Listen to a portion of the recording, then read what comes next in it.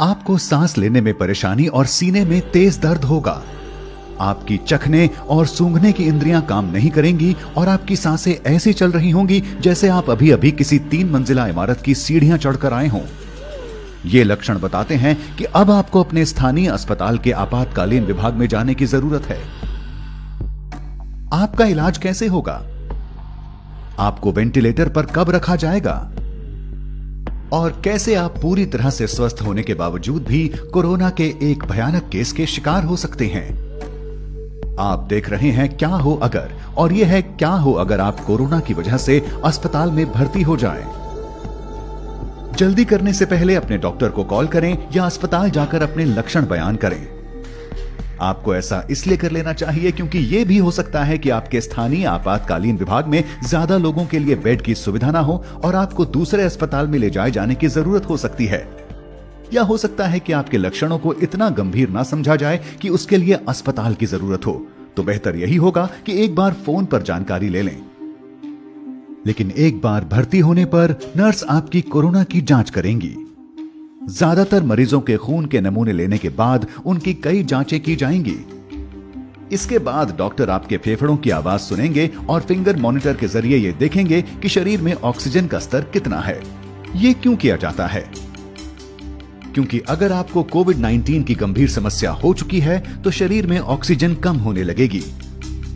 चूंकि इससे आपके अहम अंगों को जानलेवा खतरे हो सकते हैं, इसलिए आपको 2 पतली नलियों के जरिए ऑक्सीजन दी जाएगी। ये नलियां या तो सीधी या मास्क के जरिए आपकी नाक तक जाती हैं। इसके बाद आपके सीने का एक्सरे या सीटी स्कैन किया जाएगा ताकि डॉक्टरों को इसकी जानकारी मिल जाए कि आपके फेफड़ों के किन हिस्सों में जलन की समस्या है। एक सीटी स्कैन या कंप्यूटराइज्ड एक्सियल टोमोग्राफी एक ऐसी जांच है जिसमें एक्सरे और कंप्यूटरों के जरिए बगैर किसी दर्द के आपके शरीर की क्रॉस सेक्शनल छवि मिलती है। सीटी स्कैनर एक बड़ी चौकोर या गोल एक्सरे मशीन होती है जिसके बीचों बीच एक गोलाकार टनल होता है। यहां से डॉक्टर आपके सीने को देख पाते हैं। आपके सीटी स्कैन के दौरान आपको एक टेबल पर लिटाया जाता है। ये टेबल धीरे धीरे टनल से गुजरती है। गैंट्री नाम की एक बड़ी रिंग आपके शरीर के इर्द गिर्द घूमती है। इसमें एक ऐसी ट्यूब होती है जिससे एक्सरे किरणें निकलती हैं और एक डिटेक्टर जिससे शरीर में रेडिएशन का पता लगाया जाता है। गैंट्री के घूमने से ये किरणें अलग अलग एंगल से आपके शरीर की तस्वीरें लेती हैं। फिर ये सारी सूचना कंप्यूटर तक जाती है जहां आपके फेफड़ों के 3D मॉडल की तस्वीर तैयार होती है। इससे डॉक्टर आपके कोरोना संक्रमण की गंभीरता तय कर पाते हैं। जब आपके डॉक्टर के पास आपके कोरोना संक्रमण से जुड़ी सारी जानकारी आ जाती है, तब आगे का इलाज किस तरह से किया जाता है? कुछ मरीजों को एंटीबायोटिक दिया जा सकता है। यह दवा सीधे कोरोना से नहीं लड़ती, लेकिन इस दिशा में कारगर हो सकती है कि आपके फेफड़ों में कोई दूसरा बैक्टीरियल संक्रमण ना हो।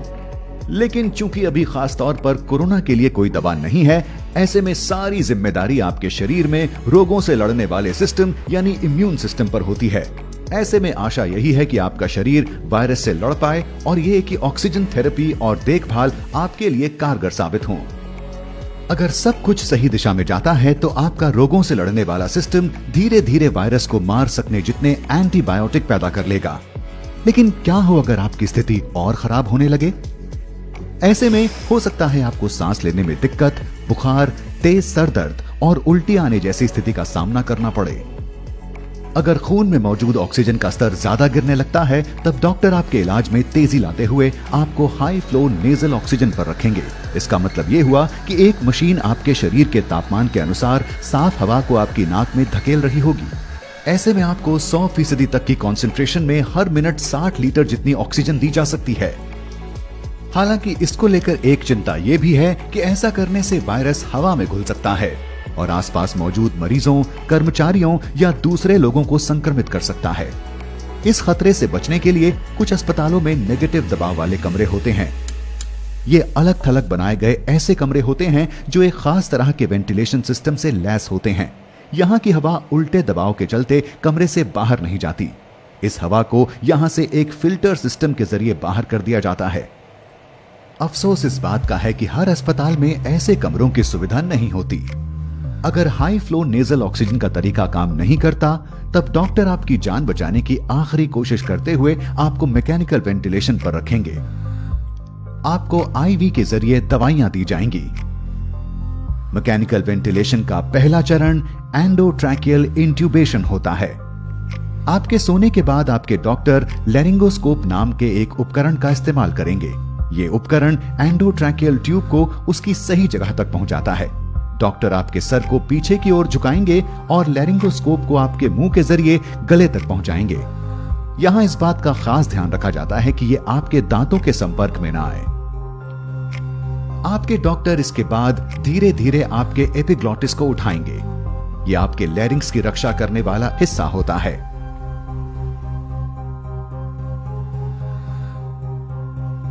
एक बार ये ट्यूब अपनी जगह पहुंच जाए, फिर डॉक्टर एक छोटा गुब्बारे जैसा आकार ट्यूब के इर्द गिर्द बना देंगे ताकि ये अपनी जगह से ना हिले। इसके बाद वो लैरिंगोस्कोप को हटाएंगे और ट्यूब को आपके मुंह के कोने में चिपका देंगे। आपके डॉक्टर ये ध्यान रखेंगे कि ये ट्यूब ठीक तरह से आपकी सांस की नली के निचले हिस्से में लगी हुई हो। ये करने के लिए आपके फेफड़ों को एक खास बैग की मदद से फुलाया जाएगा और फेफड़ों की दोनों ओर से आने वाली सांस की आवाज को सुना जाएगा। अगर ट्यूब बहुत नीचे है तो दोनों फेफड़ों में एक समान हवा नहीं जाएगी। कुछ मामलों में ट्यूब की सही जगह सुनिश्चित करने के लिए इंट्यूबेशन के तुरंत बाद एक्सरे लिया जाता है। एक बार ये एंडोट्रैकियल ट्यूब अपनी सही जगह पर लग जाए, फिर आपके डॉक्टर इसे मैकेनिकल वेंटिलेटर से जोड़ देंगे, जहां एक खास तौर से डिजाइन किया पंप होता है। इस पंप के जरिए आप ऑक्सीजन की भरपूर मात्रा वाली हवा अपने फेफड़ों में लेते हैं और कार्बन डाइऑक्साइड को छोड़ पाते हैं। शरीर में ऑक्सीजन और कार्बन डाइऑक्साइड के स्तर पर नजर रखी जाती है ताकि यह सुनिश्चित किया जा सके कि वेंटिलेटर ठीक तरह से काम कर रहा है। तो अब आप सो रहे हैं और एक मशीन आपकी सांसों का ख्याल रख रही है। इस पड़ाव पर आपके बच पाने की कितनी संभावना है? बदकिस्मती से US agency for international developments emerging pandemic threat program के पूर्व हेड और संक्रमित बीमारियों के जानकार डॉक्टर डेनिस कैरल का मानना है कि वेंटिलेटर पर पहुंचे कुल कोरोना मरीजों में से केवल 1/3 ही जिंदा बचे रह पाते हैं। वेंटिलेटर का ज्यादा लंबे वक्त तक इस्तेमाल भी एक मरीज के लिए घातक साबित होता है। तो अगर आप इन हालातों में बचे रह जाते हैं, आपके लिए आगे का रास्ता अब और भी लंबा होने वाला है। इस बीमारी के फैलने के शुरुआती दिनों में कुछ अस्पतालों ने शुरुआती इलाज के दौरान ही मरीजों को वेंटिलेटर पर रखा था। इसके पीछे की वजह यह भी थी कि ऐसे इलाज से वायरस को हवा में फैलने से रोका जा सकता है। अब जब शोध के लिए कोरोना के कई मामले हमारे सामने हैं, स्वास्थ्य जानकारों की कोशिश है कि वो अलग अलग तरह की सांस संबंधी दिक्कतों के लिए दिशा निर्देश जारी कर पाएं और ये बता पाएं कि किन मामलों में वेंटिलेटर का इस्तेमाल किया जाना है। इनमें कुछ ऐसे निर्देश शामिल हैं, जैसे मरीज को पेट के बल लिटाना, इसे प्रोन पोजिशनिंग कहा जाता है।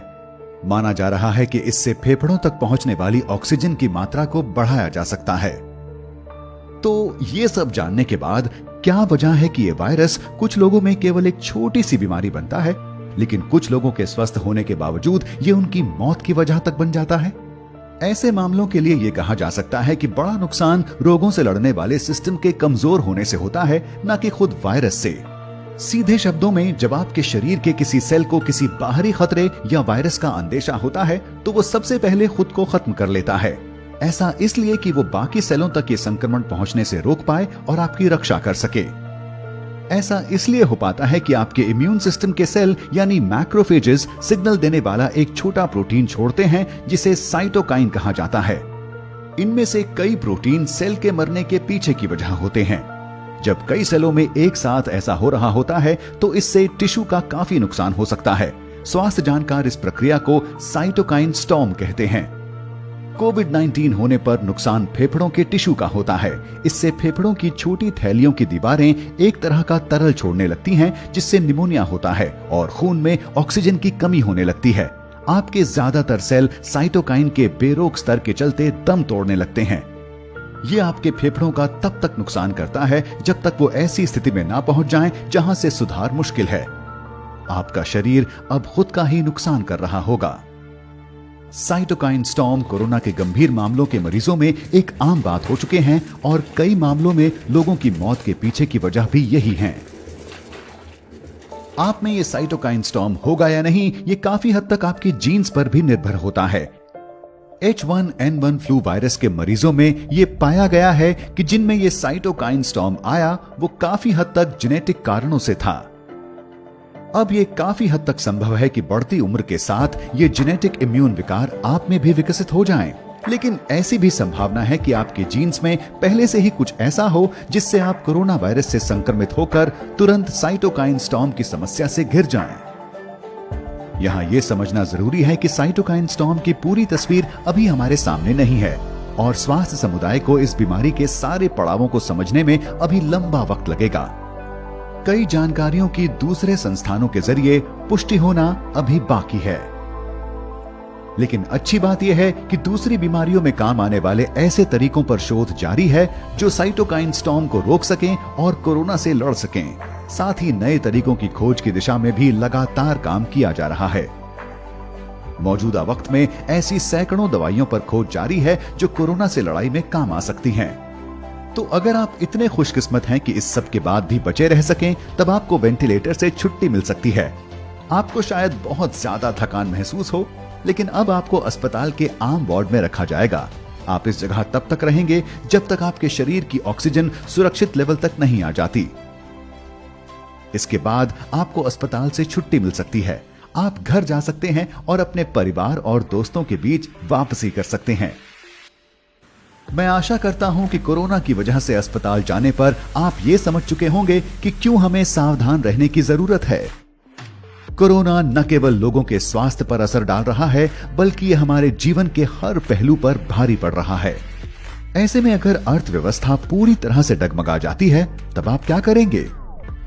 जानने के लिए बने रहें क्या हो अगर के साथ।